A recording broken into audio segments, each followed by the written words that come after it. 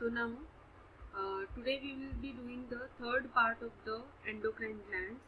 Okay, इससे पहले हमने क्या क्या किया है, that what is endocrine gland, what is exocrine gland, then what are the various secretions of anterior pituitary gland. In that we have done the growth hormone. Then उसके बाद हमने किया what are the analogs of growth hormone, what are the antagonists of growth hormone. After that, what is prolactin, what is the role of prolactin, what is the pharmacology of prolactin. After that, what is the analog and the antagonist of prolactin. Now we come to the third very important hormone which is secreted by the anterior pituitary gland, and that is your gonadotropin hormone, that is LH and FSH. Okay, so you can see here it is mentioned as gonadotropin releasing hormone. So gonadotropin releasing hormone is the hormone which is secreted by the hypothalamus. Whenever this hormone is secreted by the hypothalamus, this hormone will go to the anterior pituitary gland and will cause the release of LH and FSH. Okay, the molecular weight of LH is 30,000 and FSH it is 32,000. This LH and FSH will go on the respective gonads and will either cause the synthesis of estrogen, progesterone, testosterone, spermatogenesis, okay, then ovulation. All these are the activities which are performed by the luteinizing hormone and the follicle stimulating hormone. Okay, so if you will see the luteinizing hormone in females, it is responsible for ovulation, secretion of progesterone, sustains the corpus luteum till the next menstrual cycle, and in case of males it is responsible for the secretion of testosterone. Whereas if you will see the follicle stimulating hormone, as the name itself indicates, it is responsible for the development of follicles. So what are the follicles? Okay, so as a result, it is in case of females, it is responsible for development of ovum, and it is also responsible for the secretion of estrogen. Whereas in males, it is responsible for the development of sperm or causing the spermatogenesis. Okay, so this you have to remember. Now there is a point mentioned at the bottom that if there is lack of FSH, or if the level of FSH is low in our blood, then it can lead to ovarian and testicular atrophy. Okay, atrophy of the ovarian and testicular cells will take place if the level of FSH is less.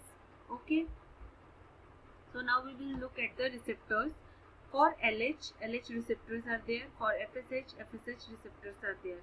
Okay, if you will see in case of males, the luteinizing hormone, LH is luteinizing hormone, FSH is the follicle stimulating hormone.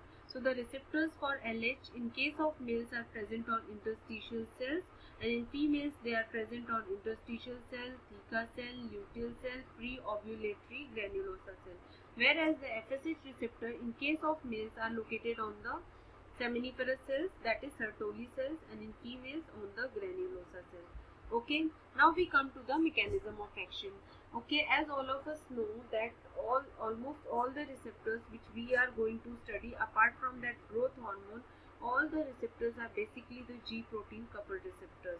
And in G protein coupled receptor, we have read that it involves the activation or production of the secondary messenger, that is the cyclic AMP. Okay, so it is mentioned here that FSH and LH receptors are G protein coupled receptors.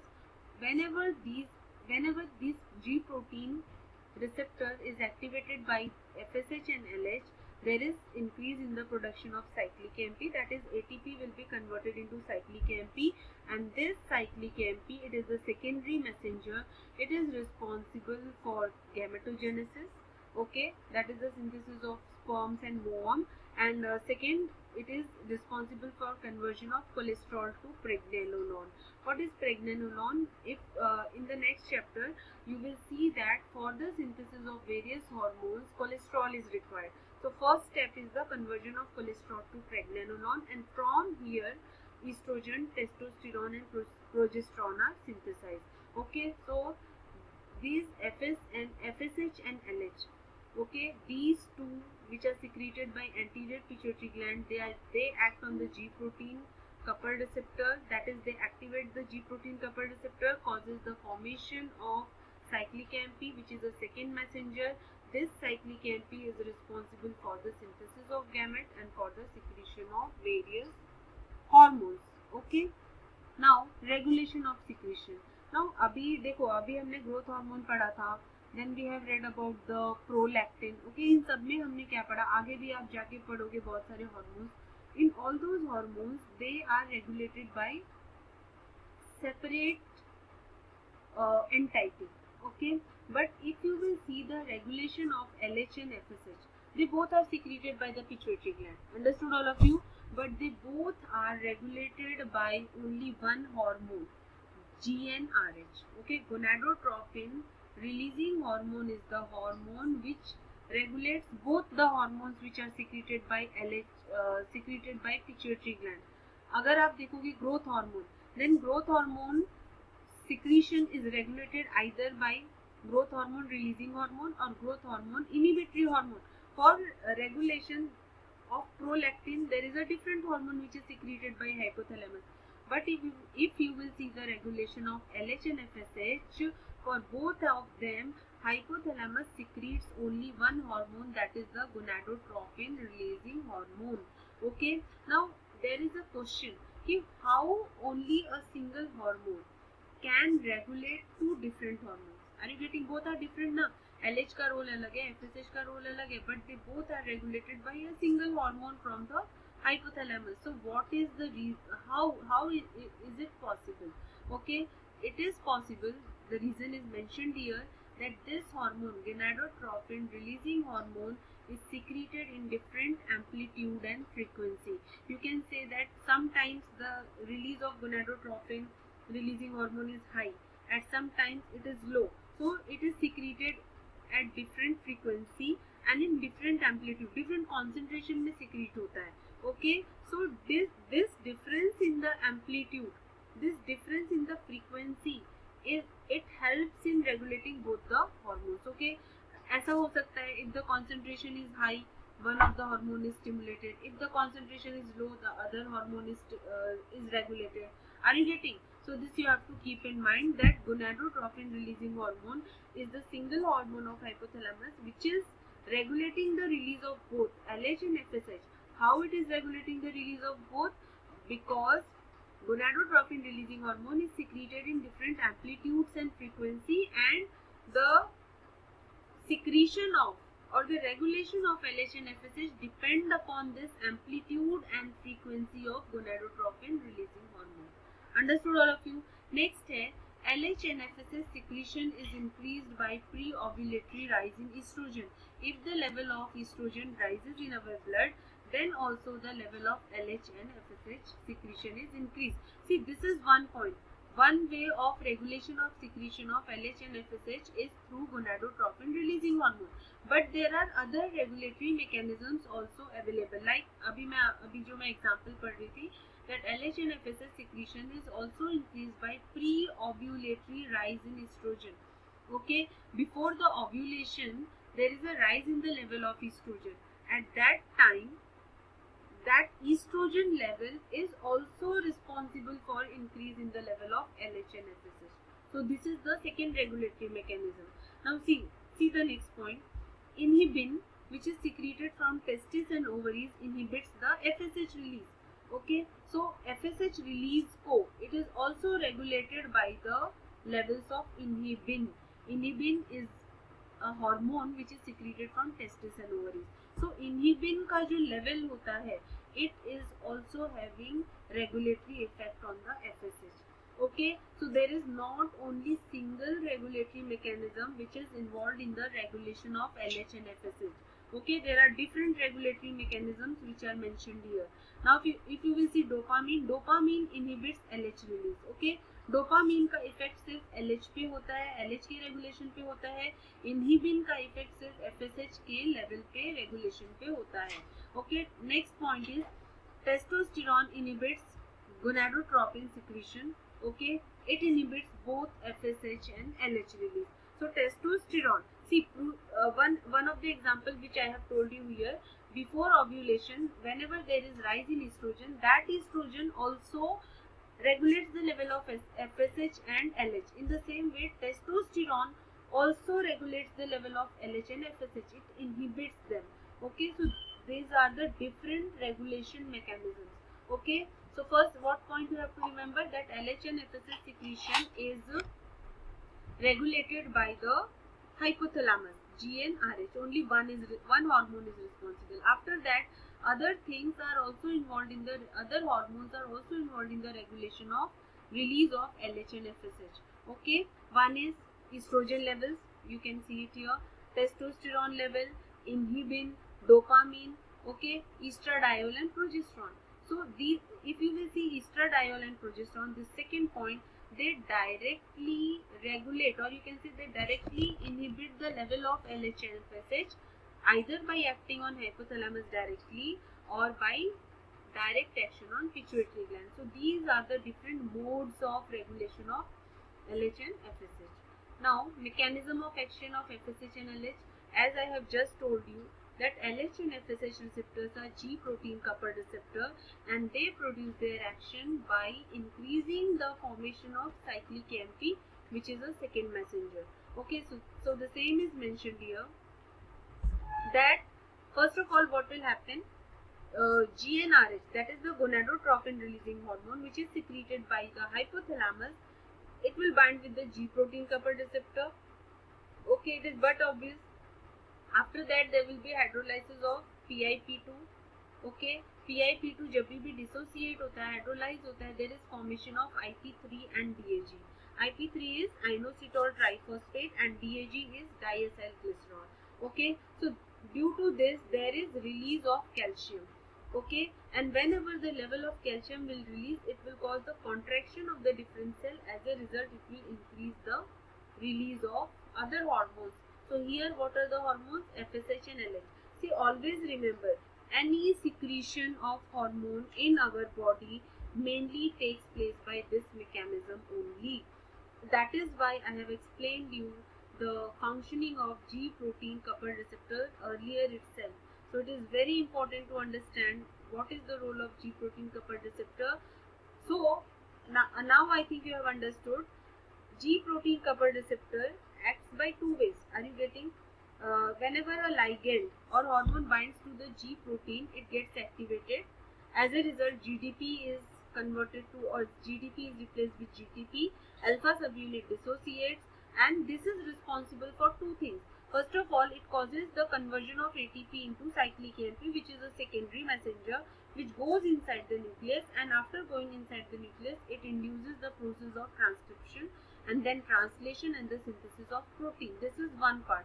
And on other way, it causes the hydrolysis of PIP2 to form IP3 and DAG, which further causes the release of calcium, and this calcium is responsible for release of various hormones.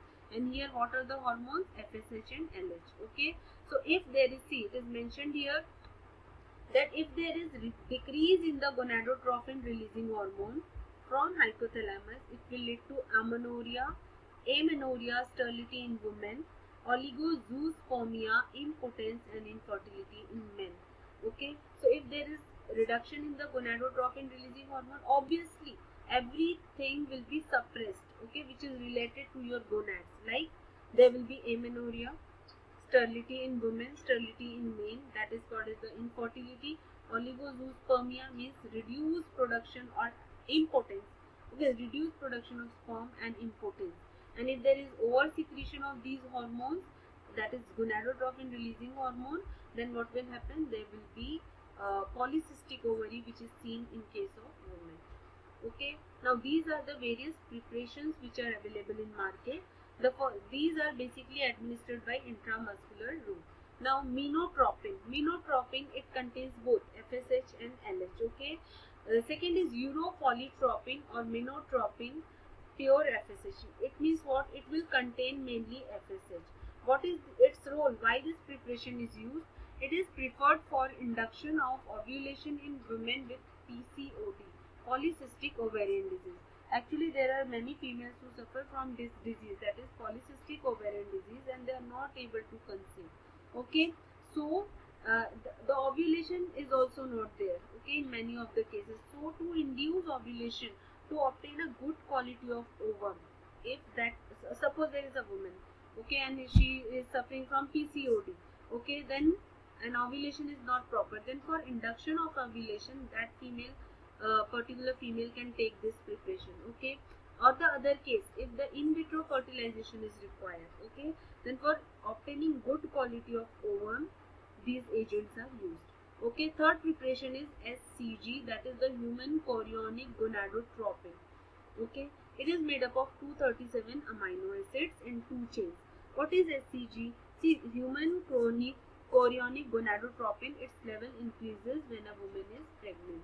Okay, and it is made up of 237 amino acids. Now, one more thing is that this urofolitropin and SCG, it was earlier obtained from human urine, okay, but nowadays a recombinant preparation, that is the recombinant human FSH, is also available in market, but the issue is that it is very expensive, okay. That is why आपने देखा होगा ये सब जो procedures होते हैं, in vitro fertilization and everything, all these are very costly. The reason is that only, okay. So what is the use of these FSH and LH preparation? They are useful in amenorrhea and fertility, hypogonadotropic hypogonadism in males, okay. Hypogonadism, if the gonads are not properly developed, then also these agents are given. Cryptorchism, what is cryptorchism? It is the undescended testis, so this is to be understood, okay. So what is cryptorchism? Cryptorchism, see, it is actually what happens, there are some males who by birth have this problem, okay, their testis is not descended, okay. So testis is not descended, either one testis is not descended or both of the testes are not there. So it is a medical condition and it can lead to infertility, and later on it can lead to testicular cancer. So it is a complicated condition. So what is cryptorchism? Cryptorchism is a condition in which either one or both the testes are not descended in case of males, and it can lead to infertility and it can further lead to the testicular cancer. So for this treatment is prescribed is, पहले हम medical treatment देते हैं and then surgical treatment is given. Medical treatment में आप क्या देते हो? You have to give the androgens. See this LH. Descent of testis can be induced by androgens, that is production is increased by LH. So androgen production को increase करते हैं हम. What is androgen? It is the male sex hormone. So testosterone. So if you have to give medical treatment to such person, then androgens are given. Understood all of you? Treatment with SCG, if no obstruction. Yes, if testes do not descend even after the treatment, then surgical repair is done, and this surgical repairing is called as the orchiopexy, which is mentioned here. Okay, this is called as orchiopexy. Okay, to aid in vitro fertilization, as I told you, if a person wants in vitro fertilization, then minotropins are used to get a proper developed matured ova. Okay, so that is one of the C. We will read it. To aid in vitro fertilization, minotropins are used to induce maturation of ova and precise the time of ovulation to facilitate in vitro fertilization. So minotropins are given to the female so as to obtain a good quality ova. That is our first objective, and the second objective, we have to precise the time of ovulation. Okay, so these two are achieved by giving this preparation. Next one is gonadorelin, for testing pituitary gonadal axis in males and females, but not used in the treatment of hypogonadism. It is a long-acting gonadotropin releasing agonist. So this can be asked in the exam. Name a GnRH agonist. So example is gonadorelin. Okay, so these are the different agonists which are available in market. The first one is nefarelin. Okay, then second one is triptorelin. So these are the two agonists. One is nefarelin, second one is the triptorelin. So we will see one by one. Nefarelin is 150 times more potent than naturally acting GnRH. जो हमारे body में hypothalamus में gonadotropin releasing hormone present होता है, synthesize होता है, nafarelin is 150 times more effective, potent than that. Okay, down regulation occurs in 10 days and peak inhibition is seen in a month. T half is 2 to 3 hours. Although इसका T half सिर्फ 2 से 3 घंटा है, but the peak effect you will see और peak inhibition is seen in a month, मतलब its minimum level will be achieved in a month. It means it is effective for longer period of time. Okay, what is the use? Assisted reproduction, obviously. Uterine fibroid, it is given intranasally. Okay, endometriosis and central precoccus puberty, in all these cases nefarelin is given. Next is, what are the adverse effects? Hot flushes, loss of libido, that is the loss of sexual desire, osteoporosis and emotional disturbances. Okay, next is triptorelin. Triptorelin, when, okay, so first one was nefarelin. Nefarelin का main use क्या है? It assists the reproduction. Second जो triptorelin है, basically it is used when long term suppression of gonadotropin is required. Okay, when you have to suppress the gonadotropin for longer period of time, okay, then you have to use this triptorelin. Understood all of you? Gonadotropin releasing hormone antagonist. Okay, so gonadotropin releasing hormone antagonists are those agents which inhibit the release of gonadotropin releasing hormone. Okay, so what is its use? To inhibit the LH surge in women undergoing in vitro fertilization.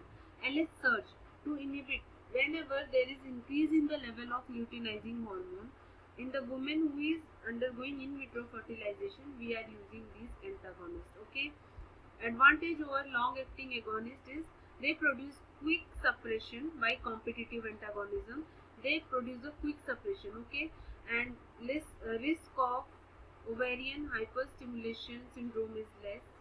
More complete suppression of endogenous gonadotropin secretion. Pregnancy rates are lower or may be similar to agonism. Okay, so these are the uses of gonadotropin releasing hormone antagonist. Adverse effect, POCD.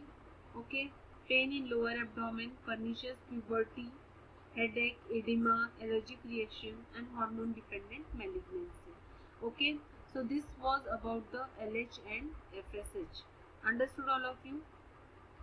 Now we will see the next very important hormone, that is the thyroid stimulating hormone.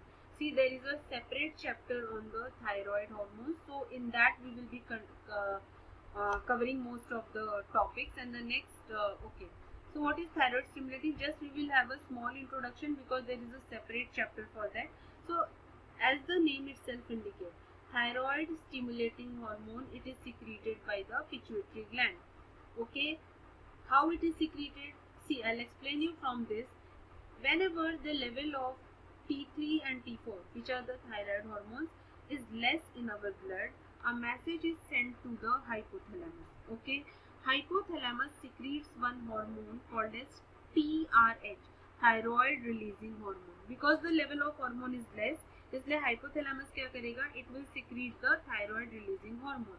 That thyroid releasing hormone will go to the pituitary gland, and now the pituitary gland, in response to TRH, will secrete the TSH. This TSH will go to the thyroid gland, and it will stimulate the synthesis of thyroid hormones, that is the T3 and T4. Okay, now T3 T4 ka, if you will see the structure of anatomy of thyroid gland, then it is made up of follicular cell and the colloidal part. So actually the synthesis of thyroid hormones takes place in the colloidal part. Now for the synthesis of thyroid hormone, all of you know that we require two things. One is your iodine, okay, which we get in the form of iodide ions. Iodine plus tyrosine, which is a protein which is obtained from the thyroglobulin. It is first synthesized in our cells. It is packed by the Golgi apparatus. Then it combines with the iodine, and then there is formation of thyroid hormone. So this entire thing we will study in detail in the next chapter. Okay, as I told you, it is controlled, the regulation is controlled by hypothalamus through TRH. Okay, now this all we will be studying detail. In short, I'll tell you. See, in our thyroid gland, there is a sodium iodide symporter which is present on the cell membrane. Okay, it is called a symporter because it takes the sodium and iodide ions both. These iodide ions, and after entering the follicular cell, they are oxidized by the TP enzyme. What is TP? Tyrosine peroxidase enzyme. It will under this iodide and will undergo oxidation, and it will lead to the formation of iodine, and then that iodine combines with the tyrosine and causes the formation of T3 and T4. Okay, so this we will study in very much detail in the next topic. Okay, so as I told you, mechanism of action. अभी हमने कौन कौन सा पढ़ा? We have read LH, we have read FSH, we have read GnRH, that is gonadotropin releasing hormone, we have read T3, we have read T4. Now see this. Whatever I have told you about the G protein coupled receptor, this is the hormone. It will come, it will bind with the GPCR. What is GPCR? It is the G protein coupled receptor. As I have told you, it is associated with alpha, beta and gamma subunit. Alpha subunit is associated with GDP. जैसे ही ये hormone और ligand it will come and bind with this receptor will be activated. Now see what will happen. GDP will be converted to GTP, and as a result this see what happens. जैसे ये receptor activate होता है ना, ये alpha subunit dissociate हो जाता है from the beta and gamma subunit. Okay, now in the presence of protein kinase, ATP will be converted into cyclic AMP. As I told you, it is the secondary messenger. Okay, it will activate the protein kinase A. This will move inside the nucleus and it will cause the phosphorylation of CREV protein, and finally, okay, now these whatever material, whatever the component that is going inside this nucleus, it has a specific binding site. वो कहीं पे भी जाके bind नहीं हो सकता है. तो सबसे पहले प्रोटीन काइनेस सेल के अंदर जाएगा न्यूक्लियस में, where it will bind with the CRE segment of the DNA. It will undergo transcription, then translation, that is synthesis of protein will be there. Now this is to explain you the second way. This hormone or ligand is coming, it is binding with GPCR. Again this is activated. As a result, what is happening? There is formation of phospholipase C gamma and phospholipase C beta. What will happen then? This will cause the conversion of PIP2 into IP3 and DHG, that is inositol triphosphate and diacylglycerol. As a result, see, it will act on endoplasmic reticulum. There will be opening of calcium channel, and these calcium channels, when they will open, they will be released, they will cause contraction, and as a result the chemicals will be released. So this is how the G protein coupled receptors upon activation are responsible for release of the chemicals and the contraction. Okay, understood all of you? Next is, okay, this pathological importance. This all we will study in the next chapter, but as of now, if the level of thyroid hormone is low, that condition is called as hypothyroidism.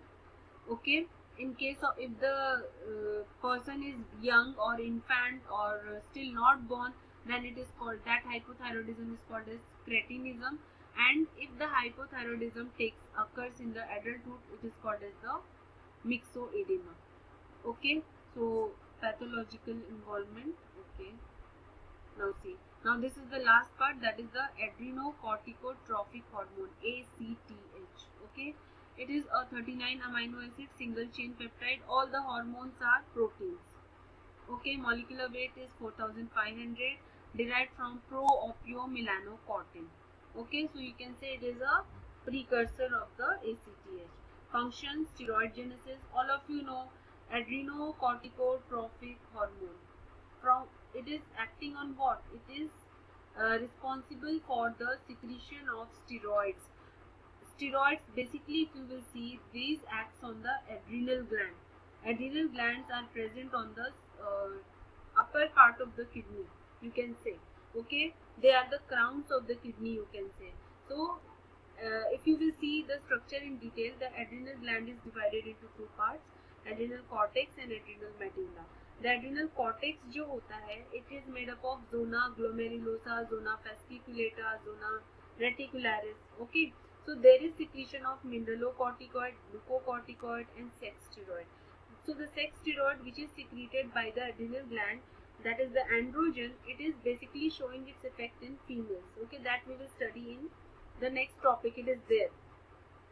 Okay, so what is mentioned here?